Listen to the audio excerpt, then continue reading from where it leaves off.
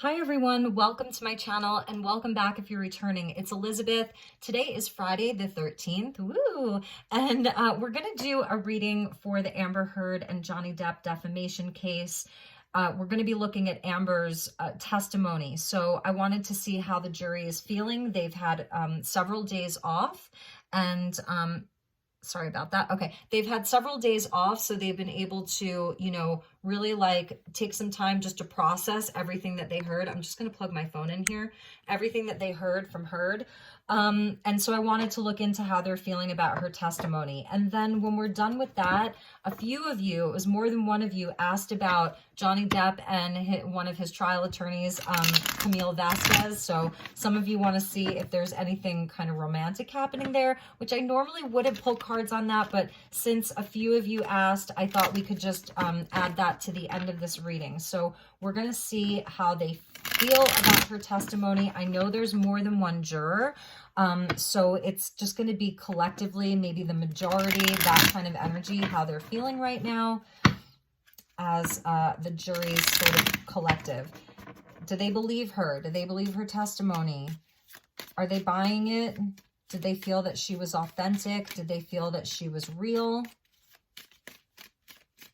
So thank you to the angels and the guides. Please keep the comments positive, you guys. Speak your truth, but do so in a way that is thoughtful and mindful of others. This is a safe space, and this is a community that oftentimes we have a higher perspective of things here too. So let's get into it. So thank you to the angels and the guides and the dragons. Okay, so I'm just going to take the one that flipped over. So right away, we're getting, it's 15, which is the devil energy. So this is Osho Zen Tarot. It's a bit different. It's based on the teachings of Osho. If any of you are familiar with him, he was a guru, a pretty wild and cool guru in my opinion. But anyway, so we're getting the devil, and this is sort of we see the lion and the lambs there, so that's pretty interesting. So they're definitely not seeing her in the most positive light. So toxic energy, it's all of it, it's just all of it. I don't think that they're really trusting her that much. So let's just pull right off the top. So we're getting the Creator, and this is the King of Wands here.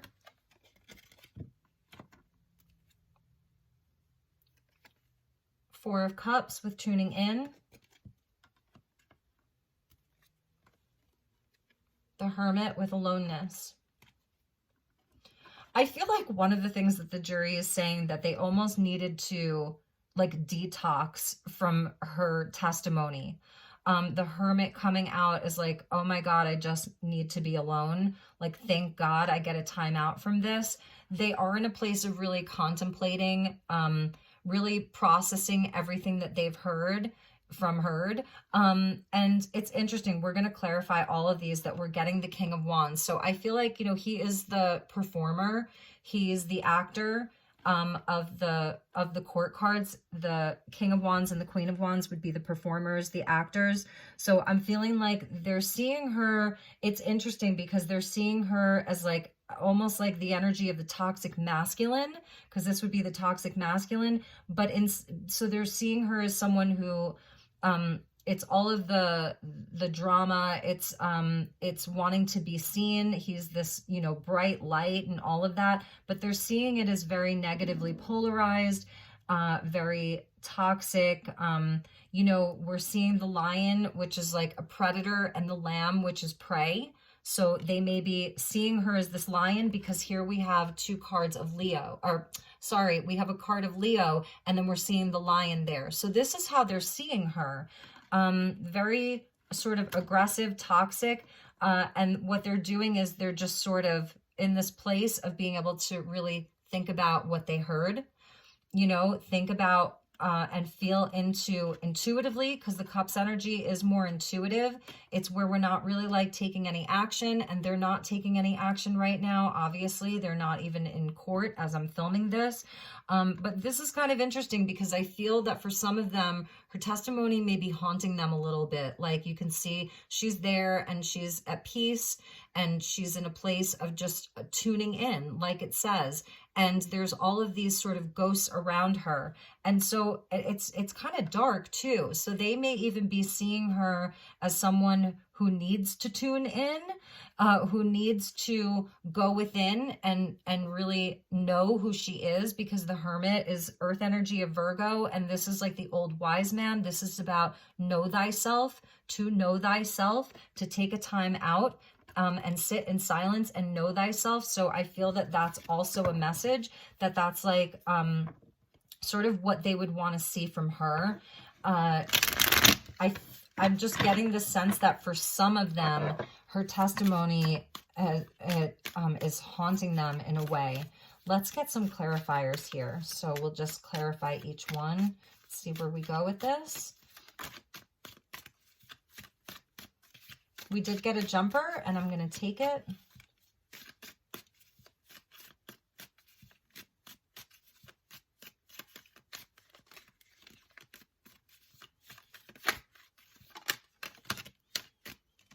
We got 2 jumpers.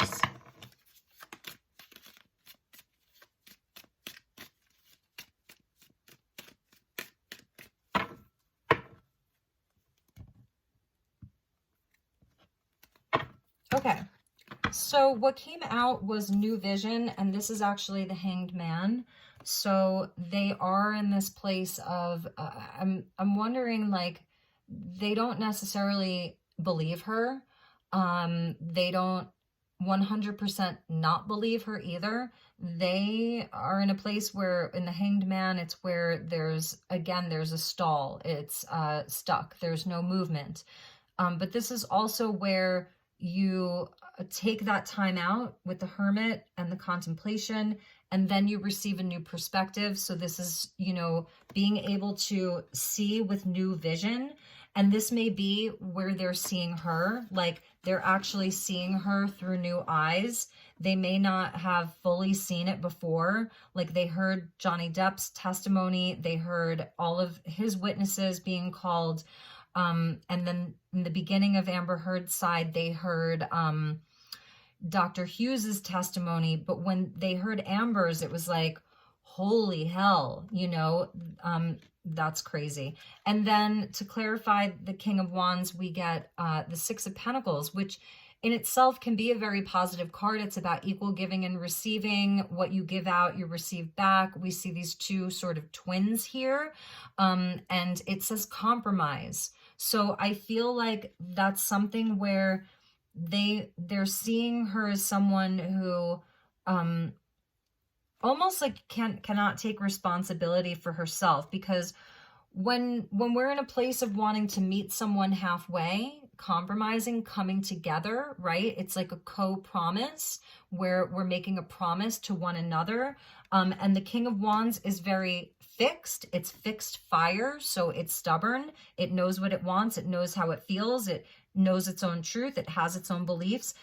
You're not really going to be able to compromise with the King of Wands. So they're seeing her as someone very rigid who was not able to compromise, was not able to meet her partner. Again, because the twins here, was not able to meet her partner halfway.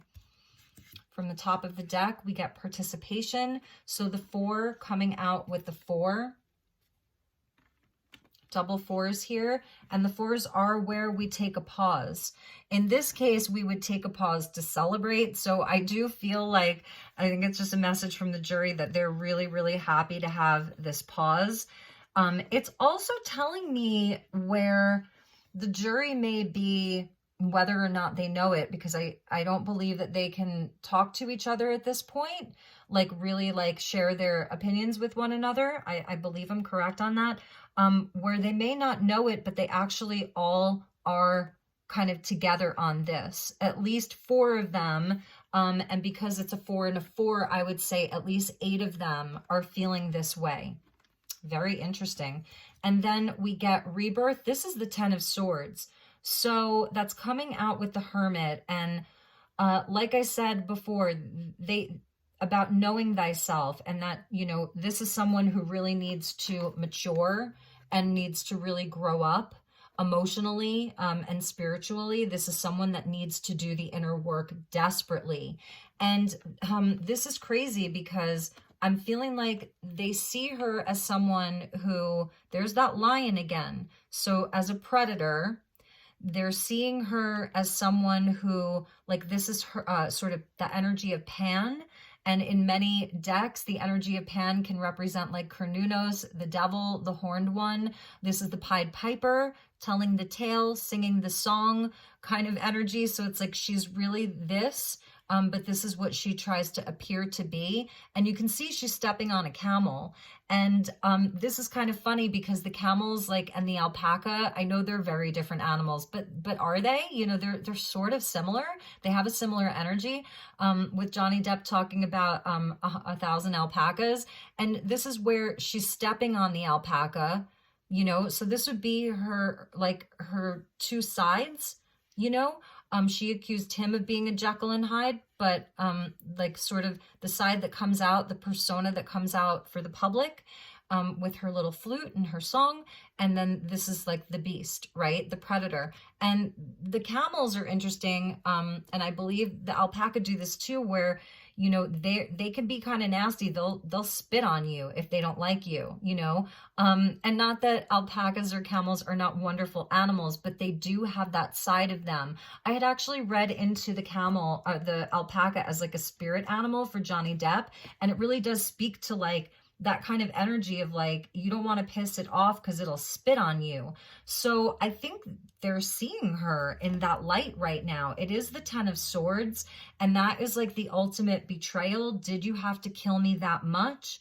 So they're seeing her inside of this energy. The King of Wands with the devil, it's like, we'll stop at nothing to get what he or she wants.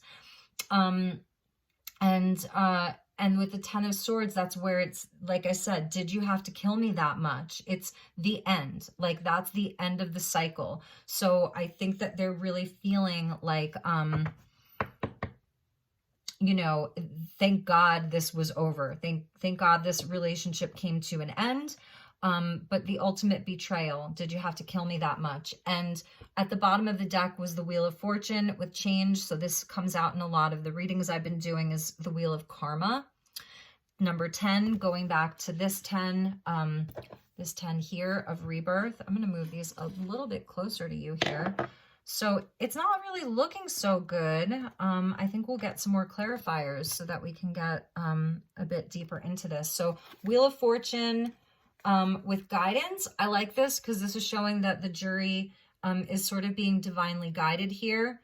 And this is the energy of Jupiter. And Jupiter just moved from Pisces to Aries. So that's actually a really good sign inside of a trial like this, is that Jupiter is really highlighting like it's fiery and like, let's like get this wrapped up. You know, instead of being in Pisces where it can be where we're sort of drowning in illusion and not able to see the truth. You know, the fire is there to sort of transmute this and push this energy along. So that's at the bottom. What goes around comes around. So if you're creating positivity, if you're creating truth, if you're coming from truth, then the wheel's going to turn, and it's going to turn in your favor. If you're not creating that, then, you know, if you're in this sort of devil energy, then that's what's going to happen. It's, you reap what you sow. And also this is crazy too, because it's conditioning. So it's even showing where to some degree, this is a person that, you know, they're aware, like she doesn't have a lot of self-awareness. I think they're feeling that from her, that she doesn't have a lot of self-awareness. So it's almost like she, you know, can be like this lion, but really she's just a sheep. She doesn't really, she operates from a lower level of consciousness. And again, not that I don't love sheep, because when the lion and the lamb can lay together, the world will know peace. And that's, I believe it's like a quote from the Bible, actually. All right, so let's clarify these further, and then I will wrap this up. So the 7 of Pentacles wanted to pop out, and this is about reassessing, reevaluating. So they're definitely like, they're very patient, you know, like this shows where you have patience. They're in a place of reevaluating and reassessing all of the information that they've received. I think that they're really and truly like enjoying this time out. That's a message that I'm getting. It's showing the cycles of the moon and the divine feminine here. Today's Friday the 13th, like I said. And we also have the lunar eclipse in Scorpio on the 16th when we start the trial back up again. So I'm feeling like this is more of a timing card. You know that that we're going to see, obviously, like, you know, we're going to see all of this information, and that's what they're waiting for. So they definitely want the information. And we're going to take, you know, this jumper because it came out. So they also see, this is fascinating, with Amber Heard as this King of Wands here, who doesn't want to compromise. They see her as someone, it says clinging to the past there, like they're seeing her emotional and mental state as a giant jumbled mess. And I feel like even within her testimony, it was hard to follow her at times because she was jumping around so much. And I know that also the lawyers and their line of questioning may have been intentional, because then it kind of screws up the timelines where we don't, you know, we can't piece it all together in a more linear fashion. But this is how they're seeing her, like almost like, why couldn't you just let him be? You know, why do you have to dredge all of this up and create this narrative? That's what I'm seeing. And also, I feel that it's also a nod to, they feel like this is a woman who needs a lot of healing, because this is the grief and loss and disappointment card. So they're seeing where she has a lot of it. And that could even be speaking to, you know, the question of, did she have a personality disorder prior to meeting Mr. Depp? Did she have PTSD prior to meeting him? It's they're thinking about her past. They're thinking about who this person was before she met him. And they see it as someone who really needs a lot of healing. And again, really needs to go within and try to know herself. So let's get two more.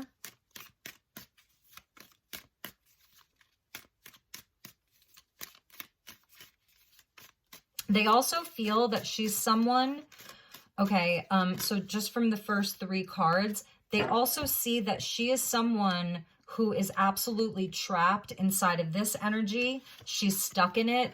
She, you know, the Hanged Man stays stuck there for sometimes for a long time. Some people don't stay in Hanged Man that long. They have the inspiration. So because the Seven of Pentacles came out underneath that, it's showing where, you know, where she still has a ways to go, because the sevens are the spiritual tests and challenges. So they're seeing her as someone who's stuck inside of this mental program. It's like a program that this woman has.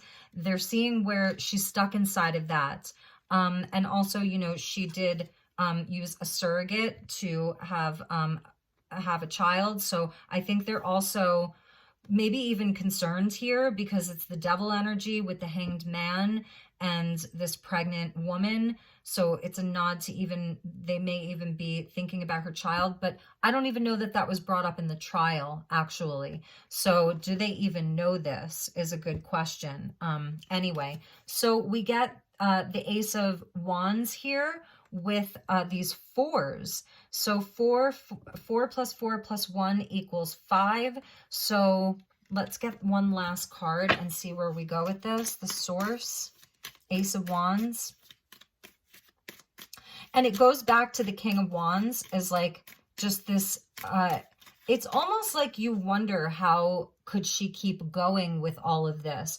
So they're seeing her as having a strength. I will tell you that. They see her as having a strength, but it's not a positive attribute that they would assign to someone. It's not like they're seeing it as a virtue, because we see the Lion there twice, you know, and this is the devil energy with this very, very sort of stubborn and broken King of Wands here. And so they're seeing her inside of a masculine energy, which to me, it's like, as a feminine, that would be like a toxic femininity. And because she's so driven by this, it's like the Source, like she could just keep going and going and going through all of this. It's interesting, like, how do you just keep going and going through all of that? The Ace is also, you know, about opportunity. So I think that they're seeing her as someone who is truly driven by ambition. That's the fire principle of the action that we take out into the world. And let's get one card to end with this, with these cards. So please clarify the Hermit and the Ten of Swords. We're getting 2. And this, so last night I just did my own personal because I wanted to feel into the energies, and this was coming out for her. And this is another 7. So now we're getting the 7 of Wands. And this is, you know, the aggressor, the fighter, someone who's gonna come to the fight, you know. And we see the monkey there and this sort of clown. So it's almost like, be careful, because someone's going to come and pop your balloon and then you're going to fall, because it's almost foolishness here. And it says stress. It's almost foolishness. So it's like, don't mean to burst your bubble, but I'm going to burst your bubble. And then this jester kind of comes crashing down. And, you know, it's like, this is someone who's been very careless, very reckless with their flame, with their fire, with the action that they've taken, someone who's been very careless in action. This is how they're seeing her. And when this monkey here pops the balloon, all of these flames are going to fall, and may even fall on this figure here, this jester here, and he's going to get burned. And you wouldn't necessarily expect that from the monkey, because the monkey is on a leash, and the monkey is not seen as intelligent as this jester, although, you know, you figure that out for yourself. So who's the monkey? Is that how, you know, is that Johnny Depp? Was he just her pet? So they may be seeing, that's how they're seeing. Wow. This is why I love this deck, you guys. Shout out to Osho.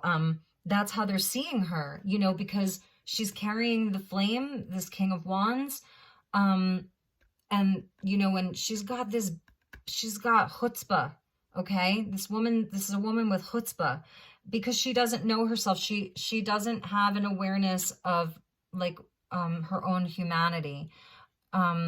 She's still a person. She's still a human being. So, and I know she does need a lot of healing, because, like, think about this, like, this is what her inner world sort of looks like. And many of us have been there through different times in our life of just having a broken heart, having a lot of chaos inside of ourselves, not to her extreme. But I've heard a few of you say, like, I can see a part of myself in her at different times in my life. I'm so glad I've done my healing. I'm so glad that I did my healing. This is Dark Night of the Soul, in a sense, like in this deck, you know, and there's a light there. This is where we find our light from within. So she needs to do this. They see her as someone who really needs to mature emotionally, mentally, spiritually. She needs to mature and chill out. Like, I'm feeling like they're like, this woman needs to chill out, that maybe they even see her as like, maybe she even can't, because she has all of these voices in her head. And I don't necessarily mean that in a literal way, but it's part of the conditioning. Because if you're running a program through your mind, you're just on autopilot. It's almost like if you had a computer program, if you had a computer and your computer had a virus, that's sort of what this is like. And they almost see it as where, you know, maybe she's the girl. I know, like, her friend Rocky Pennington's like a big yogi and whatnot. And this is sort of that toxic femininity that's like, you know, into all the yoga and the crystals and the healthy lifestyle and looking more bohemian and all of that. But really, they're just a hot mess. And, you know, and look around, I have all these crystals and stuff, and I enjoy meditation, but you have to pair it with the inner work. You have to do your shadow work. She needs shadow work. And I don't know that the jury, like, is expressing themselves to themselves in their own mind and what's going on in their own process. I don't know that they're quite expressing it in the way that I am necessarily, although you never know. But so interesting. This is really a fascinating reading. What came out with the stress was guidance, and we do see the angelics there. So there is a part of them Maybe because I believe it was mentioned that her mother passed away, you know, just in the last, I think, year or two. They're kind of, they may be feeling some compassion for her, you know, hoping that she gets the guidance that she needs. So maybe a few people on the jury are spiritual, religious, that kind of thing. Wow, y'all. Wow. That's pretty interesting. So, okay. That's the message for Ms. Amber Heard. Let's just do a 3-card, a quick pick about Johnny Depp and Camille Vasquez. So just bear with me. I'm not going to put these away just yet. We won't read into how the jury's feeling about Johnny Depp right now. I think that we'll wait until next week to kind of look at that energy, but let's, just because y'all requested it a few times, let's ask about the bond between Johnny Depp and Camille Vasquez. What is the nature of it? So thank you to the guides. Thank you, Spirit. Okay, so what is the bond between these two? Unifying energy between Johnny and Camille.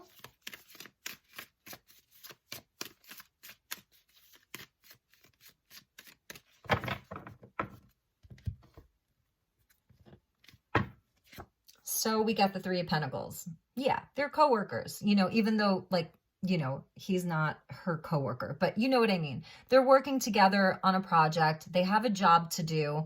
It's collaboration, teamwork, and cooperation. That's beautiful. And the King of Pentacles, yes, that would be, you know, the energy of they want to see him win. They want to see him successful. She wants to see him win. She wants to see him successful.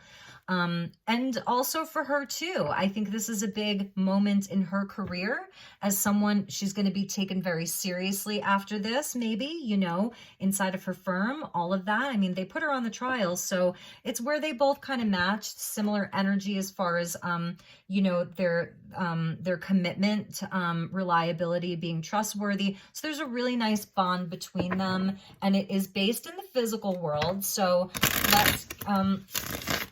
let's look at, and at the bottom of the deck, I'm sorry, was the 7 of Swords. So yes, they're in it for the fight. That's the bond between them. You know, they're in it for the fight. All of that. Okay, so let's ask how she feels about him. And my nose is itching. Okay, how does she feel about him?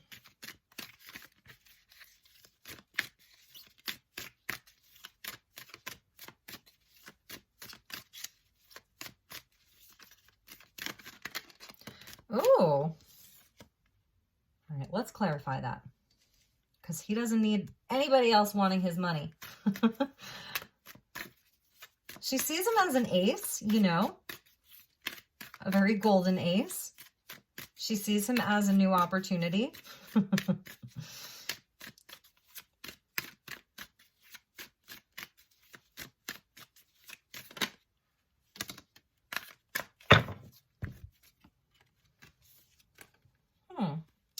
I'm wondering if Camille herself has recently been through some trying times in her life. If maybe there was a relationship that she walked away from. If she's in a relationship, she may be very unhappy in it.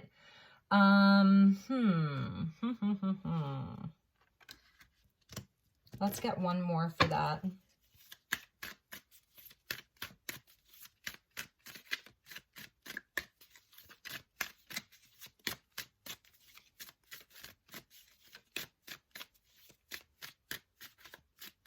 I think she may see him as like sort of like a relief from some of her own internal stuff.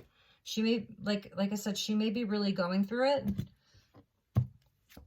And we get the 2 of Swords. So I don't know, you guys. I don't know. She sees this as an opportunity to advance her career. She sees this as an opportunity for herself to like go towards her 9th cup of happiness. She sees this as an opportunity with regards to this trial and with Johnny to really show how strong she is, to show that, you know, she's a fighter. She can like, she can get up there with the big boys, you know, kind of a thing.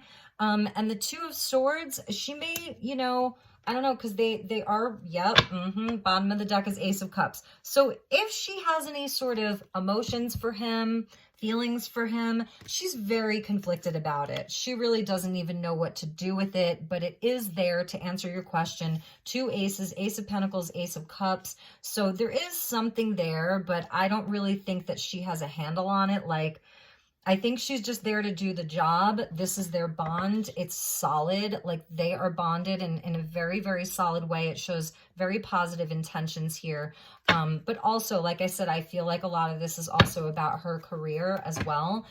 Because now she's known. Like, we're sitting here talking about her, and that wasn't necessarily the case, you know, a couple of months ago. So, all right, let's ask about how, if Johnny Depp has any romantic feelings for her, or what are his feelings towards her?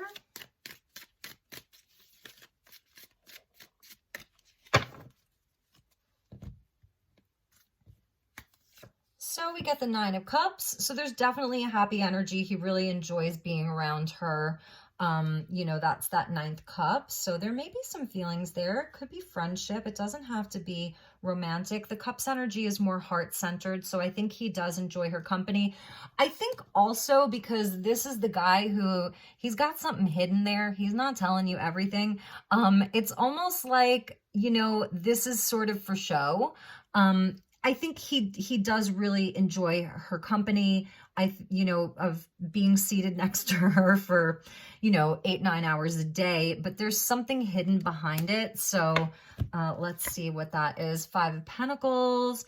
So yeah, it's sort of, I think that it's almost like a little boost for him, because again, this trial is so daunting and so intense and everything, that it's sort of a nice respite from, you know, from the way that he was shut out of the public's appreciation. You know, even the corporate mainstream media is still spinning this, which is like so stupid. So anyway, I think it's a nice respite from that. You know, I think that it's also, this could also be where he's trying to maybe make Amber a little bit, not jealous, but kind of knock her off of her, like burst her bubble a little bit, right? You want to play? Well, you know, you want to treat me like, put me on a leash and play? Well, I'm going to burst your bubble. So I think there's something about that, you know. It's kind of like karmic retribution in a sense, but it's not in a nefarious way. You know, it's really coming from a place where there is joy and contentment there. They do have a really nice energy together. I think his whole team does. And let's get one more. And the Ten of Swords. Yeah, so this is absolutely like a respite from everything that he's been through. You know, it's really like, it's got a lighthearted feeling. I don't necessarily think that, well, let's get one more. And the Queen of Wands. Yeah, I mean, I think a lot of this is for show. Like, I think even when she's sort of like, she does seem to like touch him a lot. She'll like put her hand on him. I think a lot of it's for show. But with that guy with the curtain behind him, you don't know what's behind that curtain. So there could be another cup there. There could be a wand there, you know, there could be the lovers behind that curtain. I think it's like, yeah, I don't really know. And the Tower was after that. And the Three of Swords was at the bottom. I'm not really sure that he is thinking romantically, but, let's just get like an outcome for the two of them. So, you know, post-trial, is there going to be anything between these two, or even during the trial? Is there anything romantic between the two of them? Clear message, please.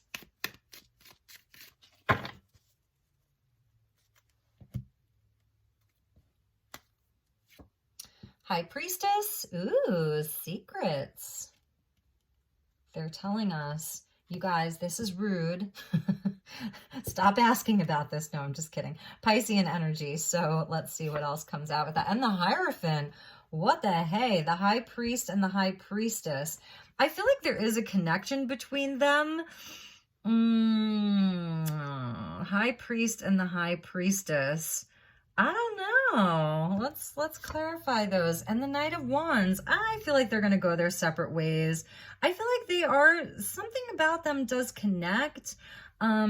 maybe they have really great conversations about like philosophy. I don't know. I think it's also about like him being in his power, like him getting his reputation back, him being seen again as someone who, you know, is in integrity. And this is like society, and so this is societal norms and like how society can view you even.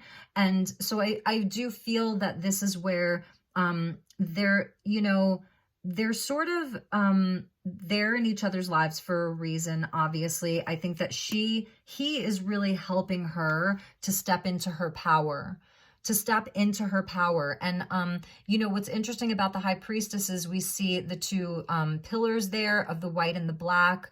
And I know this goes back to the Torah.